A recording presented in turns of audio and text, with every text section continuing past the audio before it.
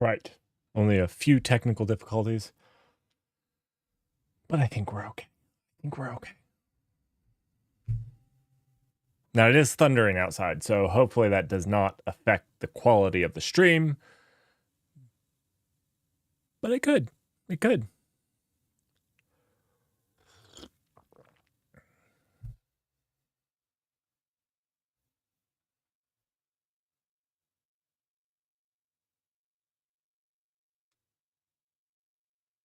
How is everyone doing today?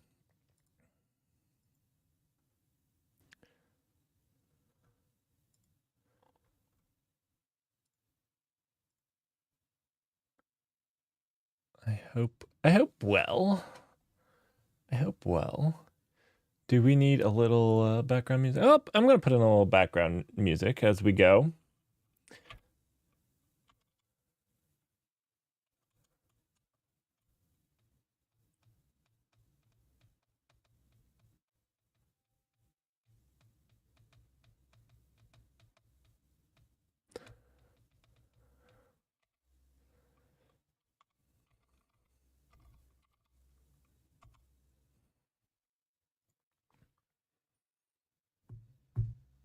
I'm going to give just a little bit of time for people to filter in, get acquainted, say hello. Acquainted. I don't think acquainted. Get comfortable and get ready to learn a little bit more about CAP. Now, I'm learning to give these types of presentations, so I realized my first one wasn't so great. I do plan a decent amount of time for questions so that we can have some conversations about the things. Until there's enough people to actually start asking questions so that we can dig deeper into things that don't make sense, they'll be a little bit quicker than usual. Also, these are really simple things that we're talking about for the time being. I expect in about a week, so starting next Saturday, we're going to start digging into consensus. I hope to have a little bit more discussion.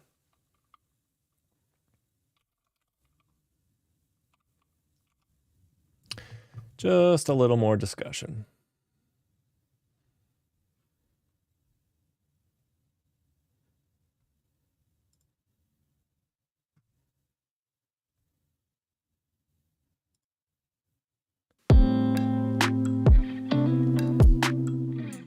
Too loud.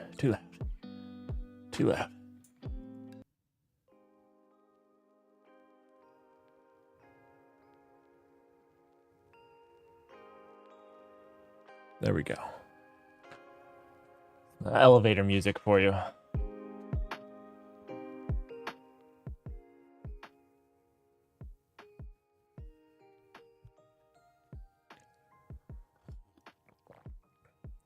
We'll have to make a playlist of the ones we like the most.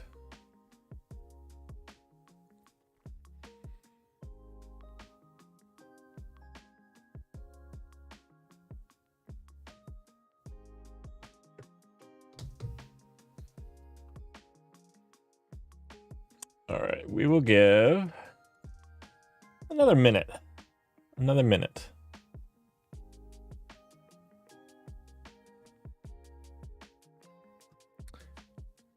And then we'll dig in.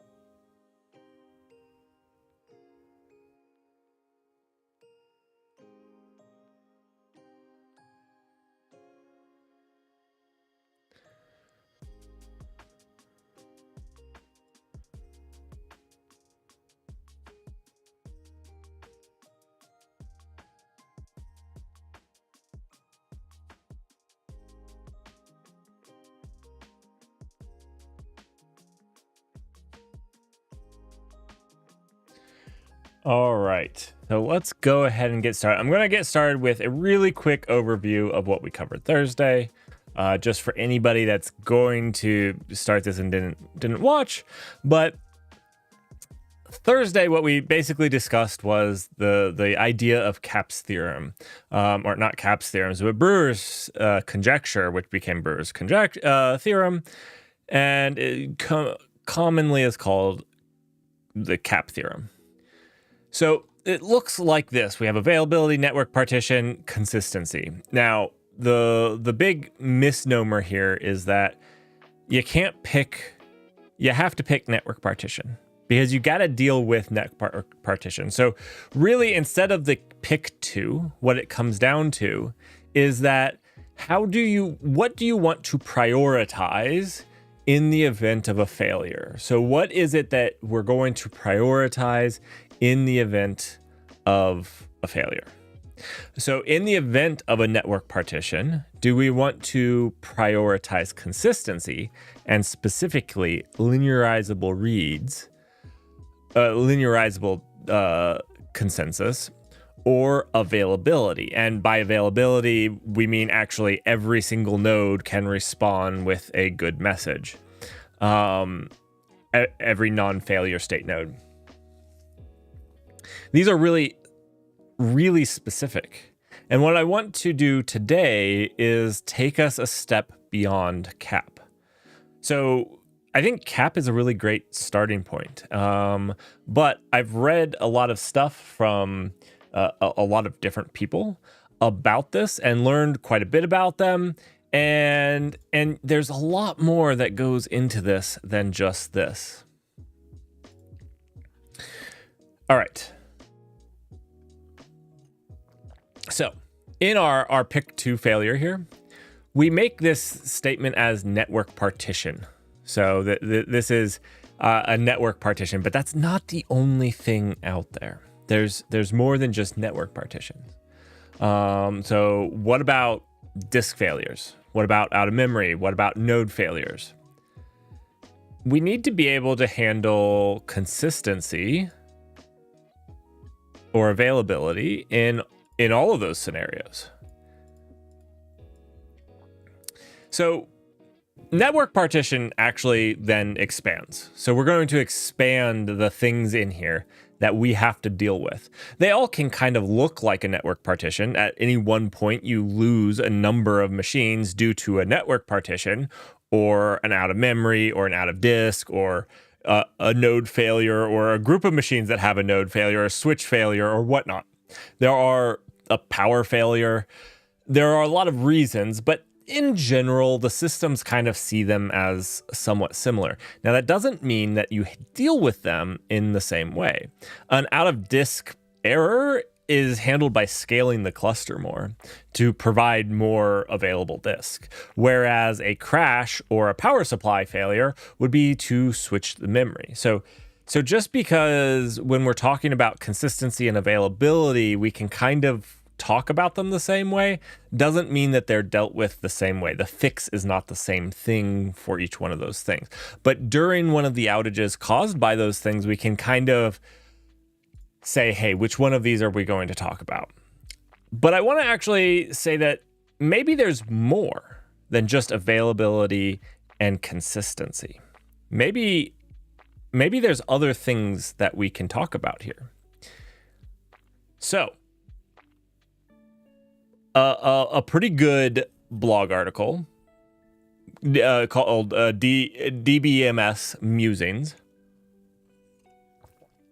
brings up some valid points, and there's actually a few points that I'd like to add on top of what they talk about. So in this blog article,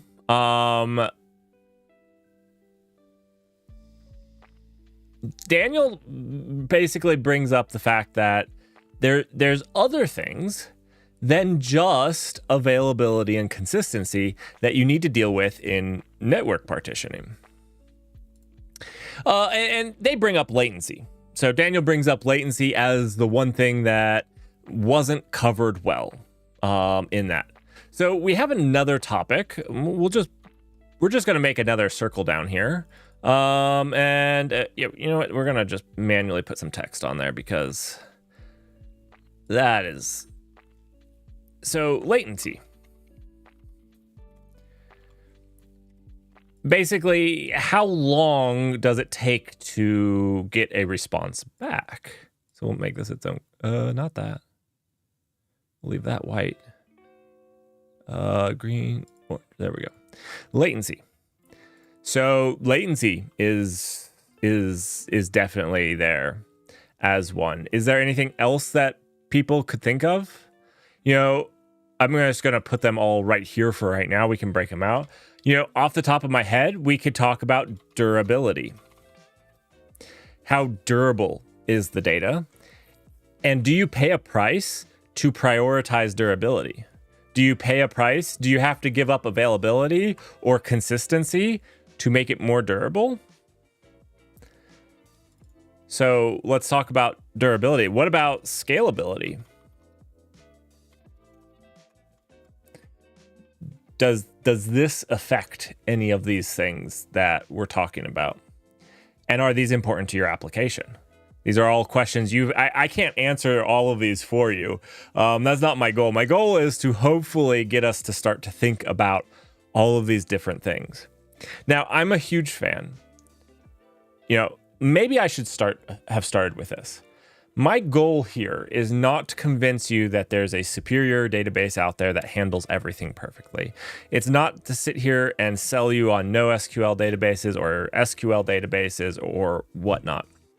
My goal here is to help you start thinking, but if about these topics. But if you're wondering, there's a very simple thing. You make it in SQLite. Step one, you prototype it, you make it in SQLite. Okay? Just do that. Step two, you make it in Postgres. Okay? Easy. Step three, when those two fail, and it's not because you just misused them, then you start looking at your other options.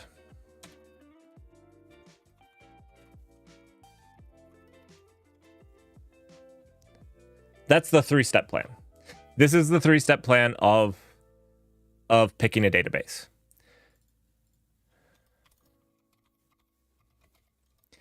Maybe even production, if you can tolerate it.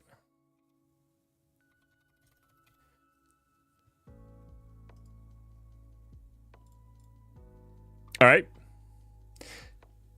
I can't stress this enough. If you understand nothing else from what we talk about today, understand this. Or hopefully you take away this. If you're prototyping or doing simple production, it doesn't matter. Pick whatever is easy. I pick SQLite because it's easy. It's super easy. And you can even have it replicated. I have mine replicated in Kubernetes so that I have a backup if it fails, with 11 nines of durability. Will there be an hour of will there be a minute of downtime? There could be a minute of downtime, and that's fine. I can tolerate that. So I use SQLite in production. Postgres is a fantastic database. It does everything mediocrely well, but it does everything. And in fact, most people just don't know how to use it well that fail to scale to decent size with it. There are some things that it can't do, and that's fine. Those are highly specific. Do this. Then you start to look through other options. I am going to bring up specific databases today as we talk about these things. And what I want you guys to understand is why I obviously have my affiliations and my connections and what I think are fantastic databases and ones that I think you have to be careful with.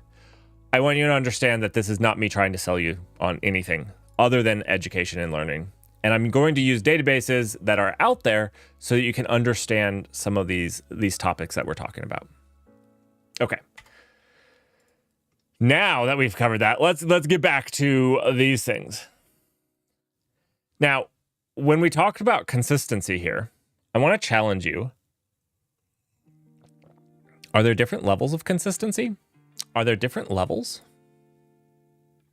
If you answered yes, nice job. The fact is, there's several levels of consistency that we can talk about. from your linearizability, what we talked about yesterday, to even specifically drilling down into strict serializability and sequential consistency to casual consistency, or sometimes referred to as eventual consistency or lazy consistency. These all are terms that are used to describe these types of systems, okay? So when we're talking about these systems, when we're talking about consistency here, this is where the CAP theorem really falls short, because technically, if you're talking about CAP theorem, you are only talking about linearizability. That word gives me problems. You're only talking about this specific. And even in this specific, there are two subsets of that you could focus on: strict and sequential consistency. Casual consistency is outside of that. Now, if you guys want, I'm going to post all of these links for you. Jepsen has a ton of really good information out there on consistency and what it means and how the definitions. I absolutely love these. So let me post these in chat for you guys right now. Oh no. Okay, there's my.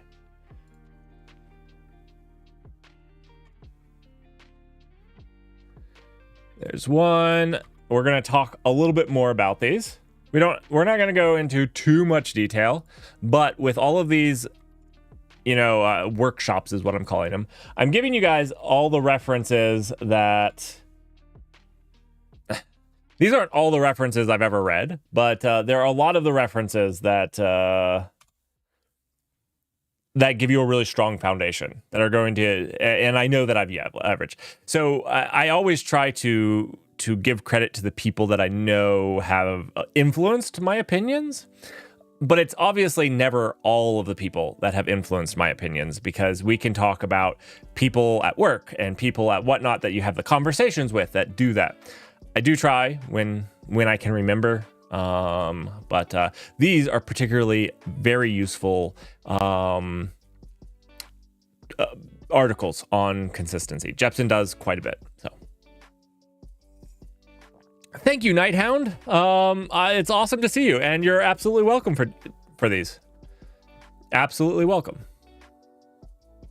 If people like these little workshops, I will keep doing them throughout next year.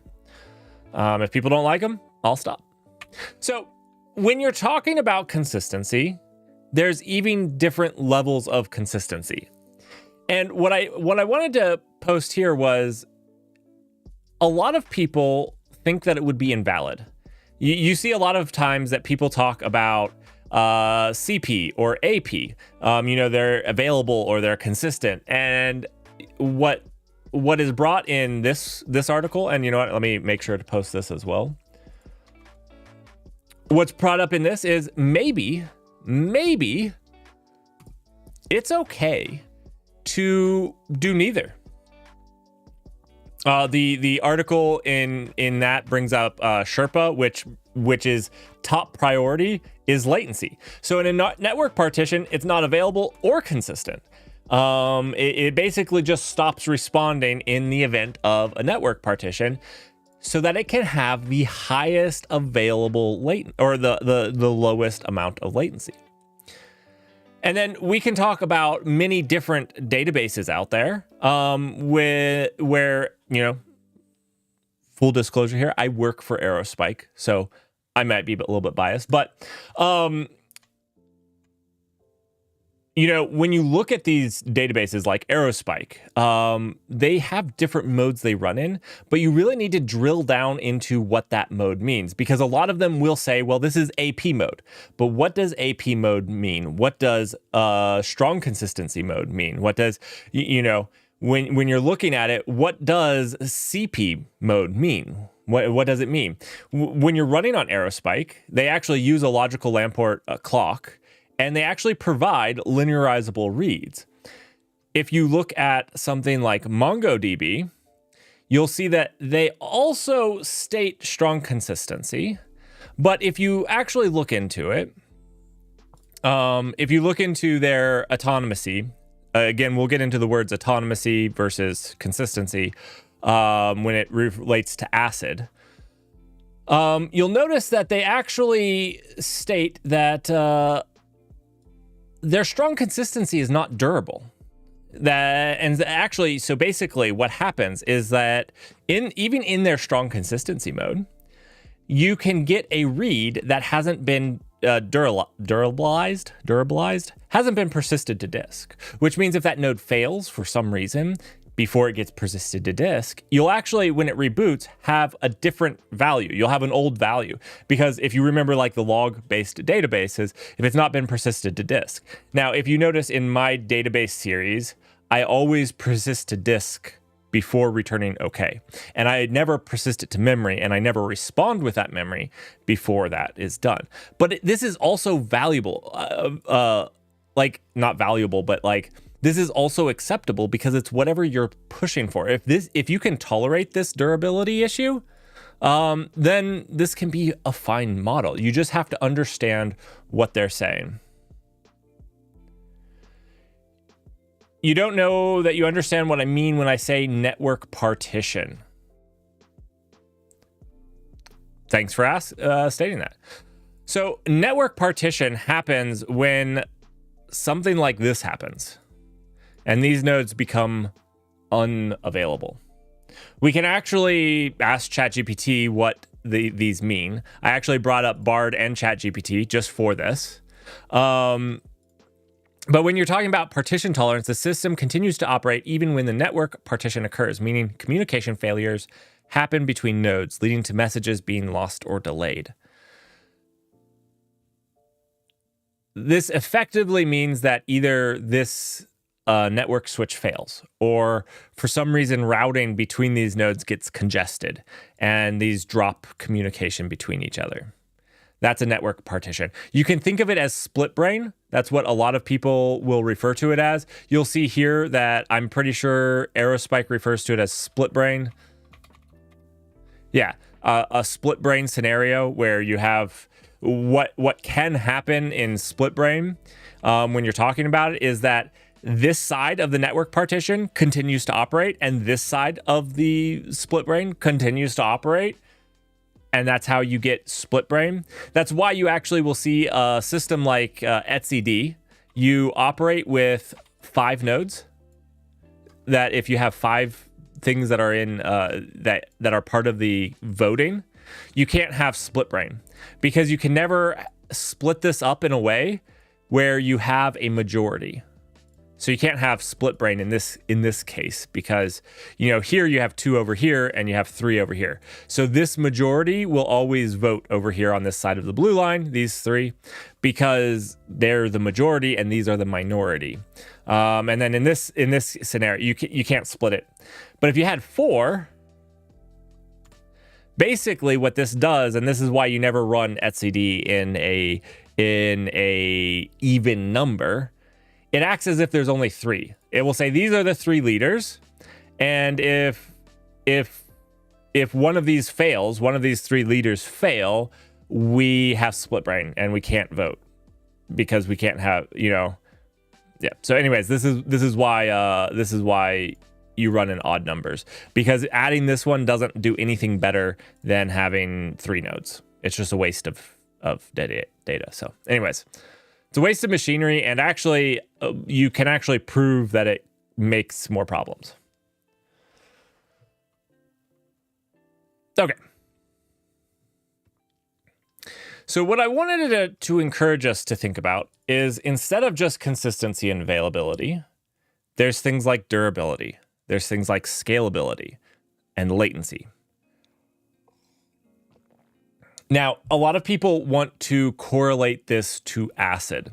And this is why I brought up Bard and ChatGPT. I actually liked how they talked about ACID versus CAP, because the C is very different in these two meanings. C here stands for consistency, but they mean something different with their consistency. The C in CAP means every read receives the most recent write on an error or an error. This is maybe a little bit simplified from what we think of as linearizable reads, but is acceptable. When you're talking about ACID, ACID means all operations within a transaction are treated as a single unit. That's autonomousy. Basically, either all operations succeed, so either you commit the data, or they all fail and you don't commit the data. There's no middle ground of, I committed half of it, read it while there was half of the data there, and then finished writing the rest of the half. That would be a dirty read. And there's databases that accept dirty reads, and that's because dirty reads, there's benefits to them. If latency is an issue, they're fast. They're very fast. They don't care about anything. They're just, woo. I don't like dirty reads. I don't think that's an acceptable thing. But all right, so consistency. When you're talking about consistency in an ACID database, though, it's a transaction takes the database from one valid state to another valid state. It more means about the consistency of your database, that none of the transactions are going to put it into a failure state. This is more of a protection around the type of data. So autonomousy is closer to the ACID and CAP than the consistency here. So try not to get those two confused. They're not talking about the same thing at all. This is just saying if you said that there was a date column and you updated the date column, is it still a date? If it's not a date, you've broken the consistency. That's maybe oversimplifying, but that's kind of close. So, and then we have talked about durability. Durability is this idea that once the commit had been committed, once the data has been committed, the changes will survive soft failures, is what I'm going to say. Soft failures. Effectively, it's been written to disk. So if the service restarts, the data is still there. Now, this is why I say soft failures. This one, we can talk about durability, because durability has a lot of other effects that... There's a lot of things that go into durability. Just like consistency, this is a whole can of worms, because a lot of the times when you talk about durability, you're not talking about it in terms of ACID. You're talking about durability in terms of like how many nines of durability. Do you have 11 nines of durability? And that means how resilient is your data to being lost. Whereas this is more talking about, can your data handle transient failures? It doesn't mean that this durability here in ACID doesn't actually refer to if the disk drive on that fails, is it saved somewhere else? This doesn't have to do with your replication factor, but your replication factor and your durability do play so we have two forms of durability that actually can play into this. And I would say the more your durability goes up, the longer your latency goes up. The more replicas you write and force to write, especially with consistency or availability. And this is where you can't make a good Vim chart out of this. But if you're talking about in Aerospike, where you have that Lamport clock, and let's say you want the durability to be across, the replica to be across 6 nodes. When to actually say if it's in strong consistency mode, we have to write that to every single node has to get it before we respond back and say, before we allow anybody to read the new value. And then this is actually a two-way communication, because not only do we have to push that to all of the replicas, you have to push back that it is what it is, that we've actually persisted it to disk on this node, on this replica. So there's all of that work, and then we can return back that yes. And obviously I'm oversimplifying things here, but that takes time. That takes a lot of time. Even if you just think the network calls are 25 milliseconds and the disk writing is 1 millisecond, you're starting to add quite a bit of time.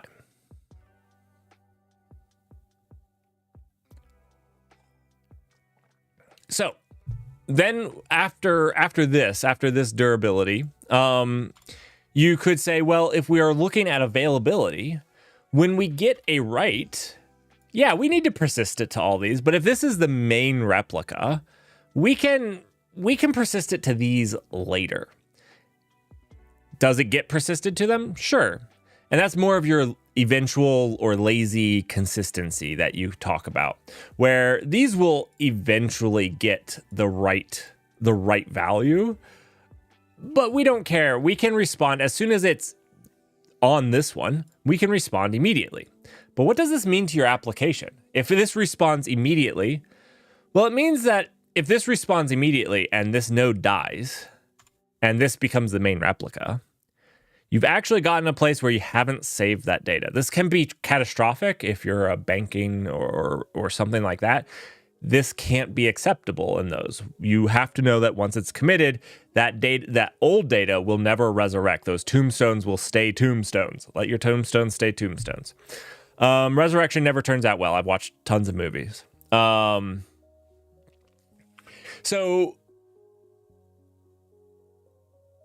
So if you prioritize availability, you can also prioritize your latency, but you'll probably sacrifice durability, where you have scenarios like this, your consistency. And, if you want scalability, though, you need to do these. But all of these things can also be in degrees. Like I was talking about over here, there are different degrees in which you enforce consistency. Strict serializability, if you read on that one, there is an ad in progress. We'll just wait for a little bit for the ad. We'll just do...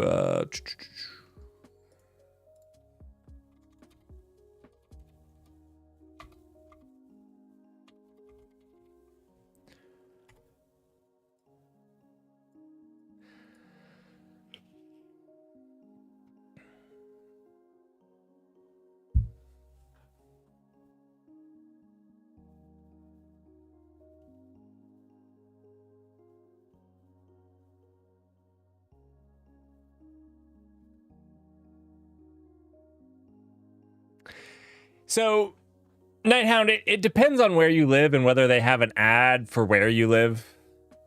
So ads are playing if the country in which you live has an ad that they want to show you. If they don't have an ad that they don't want to show you, they're not going to show you an ad.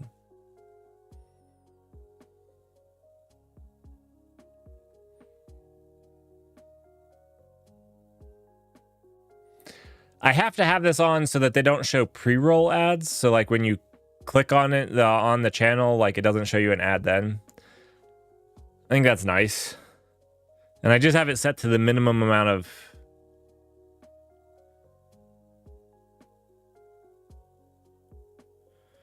I think it's nice not to... I try to have the minimum number of ads possible.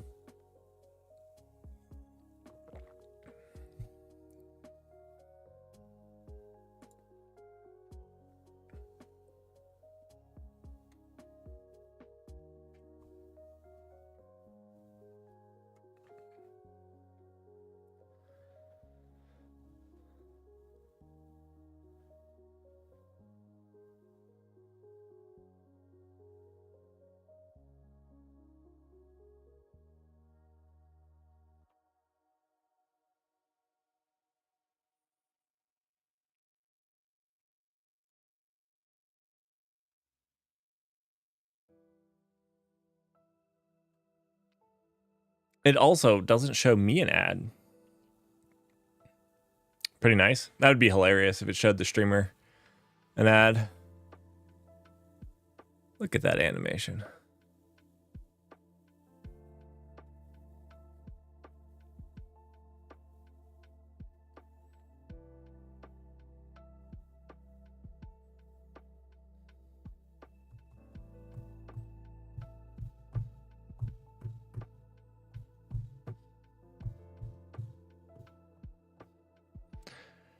All right, so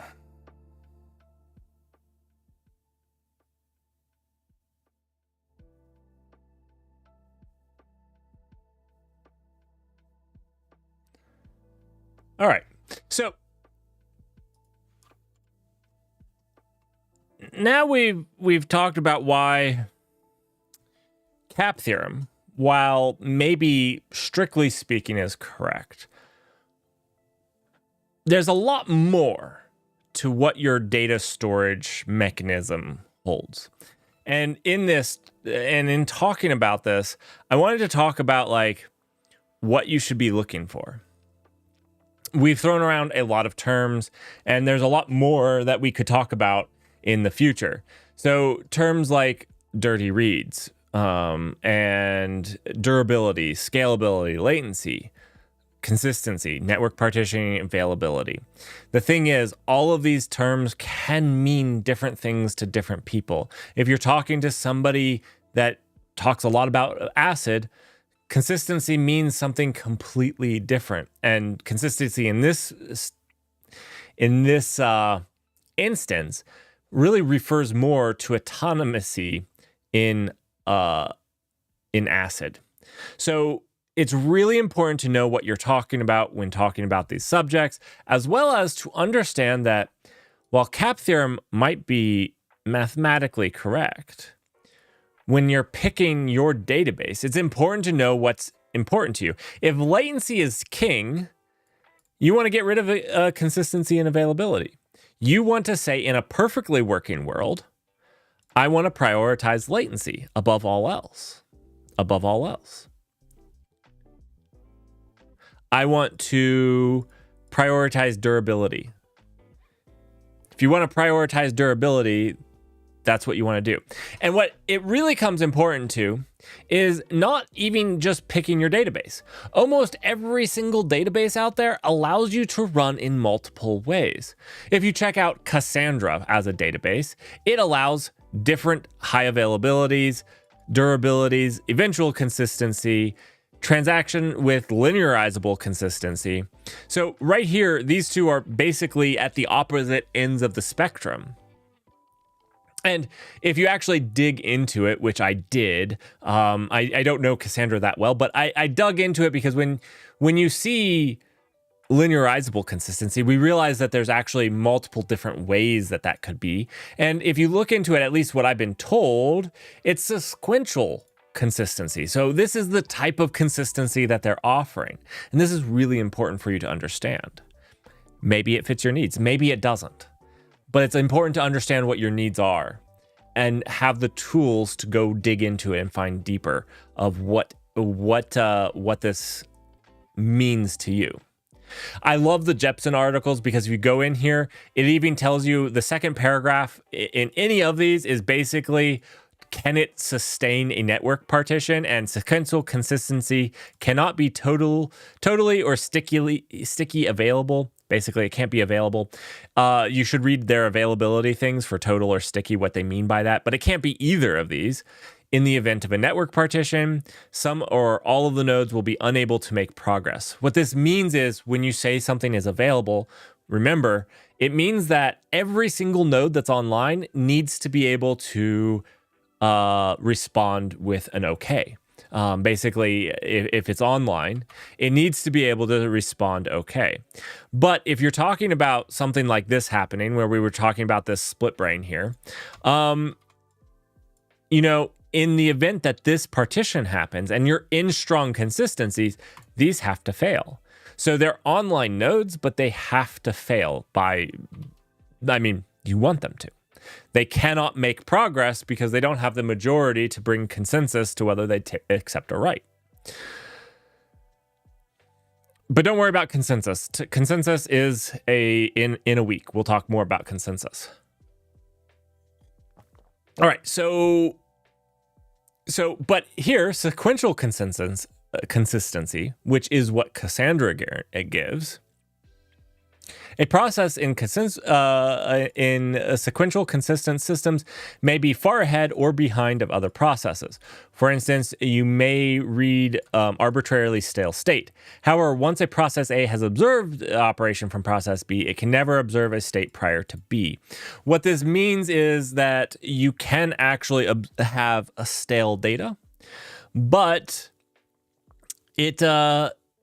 you can actually have stale. There's ways to get stale data, but once A, in this case, A is they're referring to different nodes here, has observed a later state of node B, then you can't. It will never give you a previous state, which means it's always sequentially in the right order.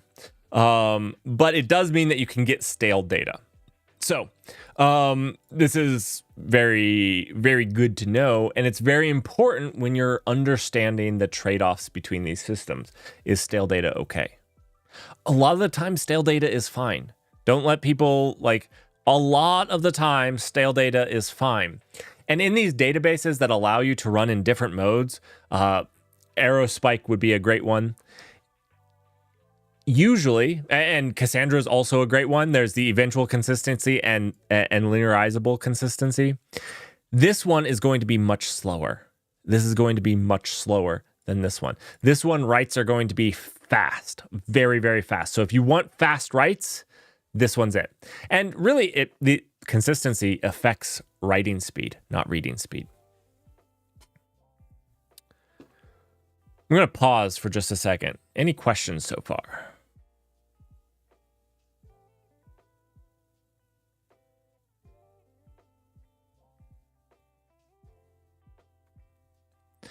I feel like possibly the better workshop here would have been to dive deeply into things like, what does the word consistency mean?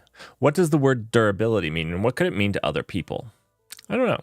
That's, as an engineer, is a really good lesson, is to try to understand what people mean when they use a word. What you'll find out is a lot of the times English is very loose in definition. When somebody says durability, what do they mean? Is it persisted to disk? Is it persisted 12 times to disk? Is it in a different data center? Is it in, the 333 rule where it's on 3 different mediums? Is it in 3 different data centers? That's durable when it's in different data centers in different mediums. So, you have one on tape, one on disk, one on, that's also a form of durability. But it's not always applicable to the conversation.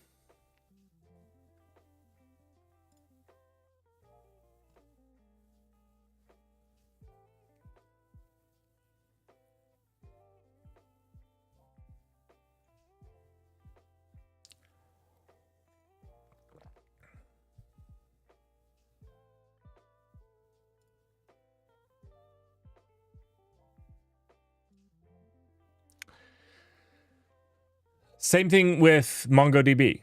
MongoDB has different ways of running. So when you go to run, there's different data models, whether it's high availability or consistency that you want. So, any questions? What are some questions so far? Feel like I kind of just ran through that.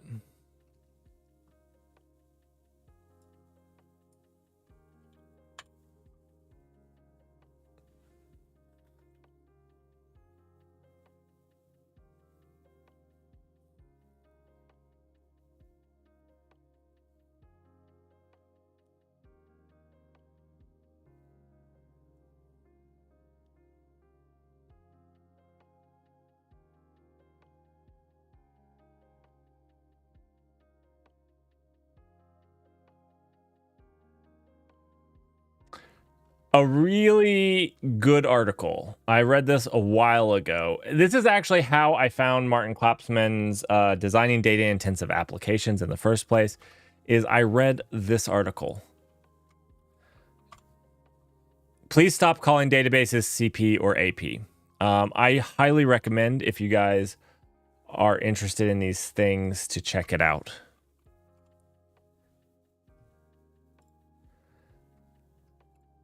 He wrote this book, Designing Data-Intensive Applications, and he does actually talk about it in there as well. But the idea here is that,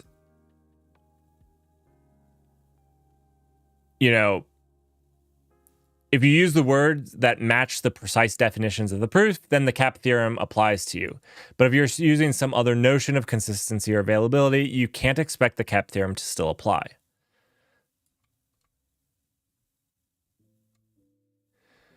So, yeah, this is his graph for linearizability. I like my graph, but yeah, this is actually really hard to. I tried to draw it out here.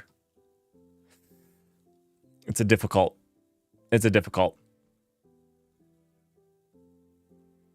So, anyways, I suggest you read this. It's a great blog post. I suggest you buy his book. Learning to think for yourself. This is, yes, learn to think for yourself.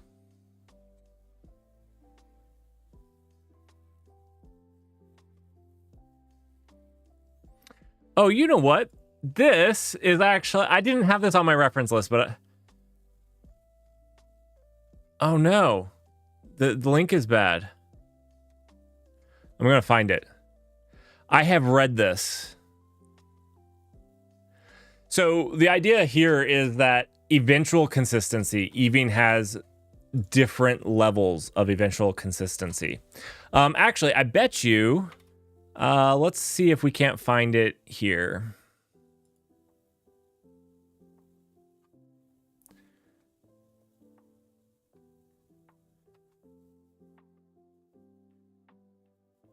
So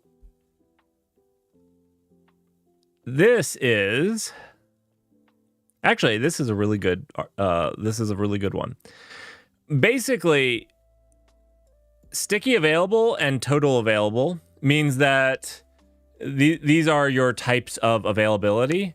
And this is your levels of consistency. So basically, you can kind of think of this as the further up you move, the more strict the serialization. So strict serializable is more consistent than linearizable, which is more consistent than sequential, which is more consistent than casual, which is more consistent than PRAM, which is more consistent than read your writes.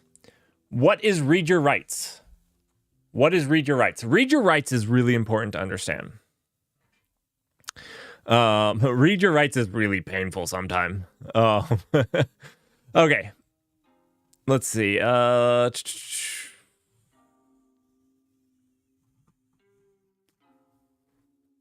wanted to know if I think they have a page on these.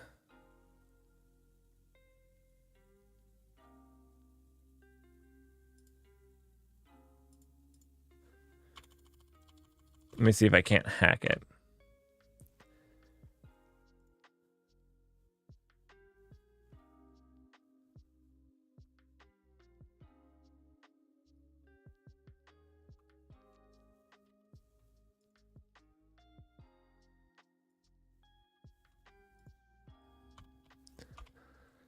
Nope, can't hack it.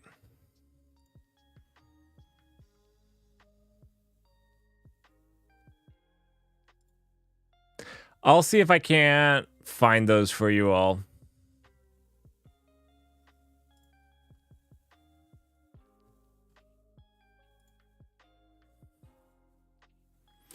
But these are, I was hoping they gave a little bit more than this, but these maybe are fine. You know, not available during some types of network failures. Some or all nodes must pause operation in order to ensure safety. So basically in these levels, what's happening is that if there is a network failure, you have to pause operations on some or all the nodes, which basically means in like a split brain scenario, the ones that don't have the majority, the minority, have to pause. The majority can actually still function as long as you still have a majority. But if there's no network partition that has a majority, 2 out of 3, 3 out of 5, you can't actually continue to operate at all. None of the nodes can. When you're talking about yellow, which is the sticky available, it means available on every non-faulty node, so long as clients only talk to the same servers instead of switching to new ones. This is kind of important, this instead of switching to new ones, just remember that the reason this is important is the read your own rights issue. And then available on every non-faulty node, even when the network is completely down. Basically, it means that an individual node will continue to work even when it can't talk to any other node. It will continue to tell you what it thinks is the latest value. These are like the really, really, really available ones where if it can respond, it will respond with whatever it has. So yeah, what is the read your own rights? If you don't know what read your own rights is, it's this really annoying thing that people get stuck on. And basically what will happen is that you'll have a couple, these are all database instances. So you're running on 3 instances here. Let's just make them green for the time being. You write some data and you're in an eventual consistent, a specific type of eventual consistency. Like I said, there's different types of everything. When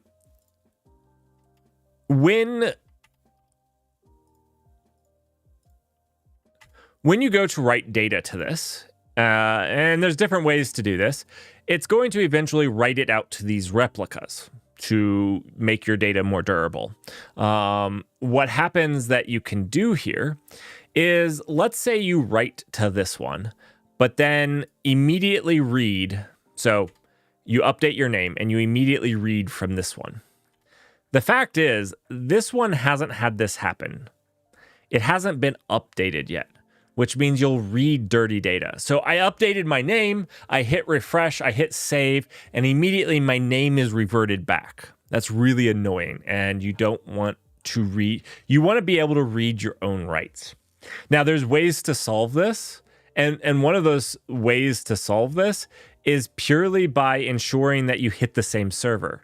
As long as you read from this one instead of this one, it doesn't matter. You will read your rights because it persisted to this one. And these then become purely for backup purposes. These are just in case this one dies. Now, this doesn't provide strong consistency, but because if this one dies and it hasn't been duplicated to these, you will read dirty data still. Is that okay? It's probably okay. We're talking about an edge case that I might read my name wrong once. It's probably fine. If this is a financial transaction, it's probably not okay. And you're going to want to look at, one of these pink ones. I don't know what cursor stability is. I'm going to have to look in that one.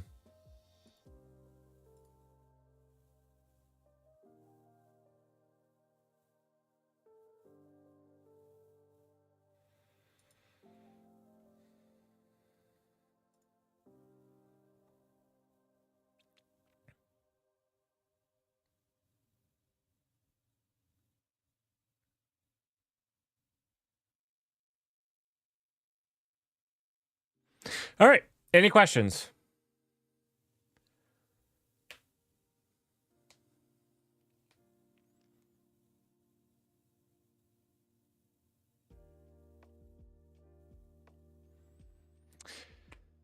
So, a week from today, we start going over Raft. I have 5 topics that I want to talk about. Not Raft, but I have 5 topics that I want to talk about. And I wanted to talk about consistency because it's not paramount to consensus, but you need consensus to get to certain levels of consistency. So to reach these levels, you'll notice that every single one of these that talks about linearizability or whatnot will talk about Paxos consensus. That's how they achieve sequential consistency. So when you're looking at, when you're looking over here at this and want to look at sequential, you realize that a pink one, a requires consensus. And maybe a stricter form of consensus. Now, if you don't know much about consensus, that's okay. We're going to cover many, many topics on it. We're going to spend 5 days. We're going to do an hour like this where we talk about a topic. So how that's going to work out is it's going to be like this. 1 hour workshop. Just a loose conversation where we can talk and hang out about it.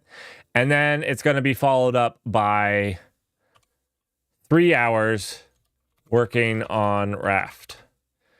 We're going to implement the Raft protocol. It's going to be the best way to learn it. I have never implemented the Raft protocol from scratch. We're not going to implement the whole protocol. We're going to keep it simple. We're probably going to do it all in memory, which technically is not the Raft protocol because they say you have to persist the log to disk. That's part of the protocol, but it's okay. It's okay. We're going to do it the simple way because this is going to be 5 days. So 1 hour, we're going to sit and talk about what is consensus, why does it have problems, and what types of consensus are there. We have your open and your closed consensus, and we're going to cover all those things. And afterwards, we're going to jump into it. So I hope you guys are enjoying these. And yeah, that's it. That's it for me today.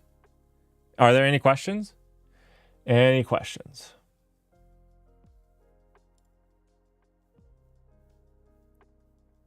All right. Well, I am out all of next week. That being said, I will be dropping a database video. I think it releases on Monday. So if you're interested in seeing that, you want to see it, talk about database indexes, go watch it. Otherwise, thanks for watching this, and I hope that you guys have a wonderful week ahead of you, and I will see you guys on Saturday.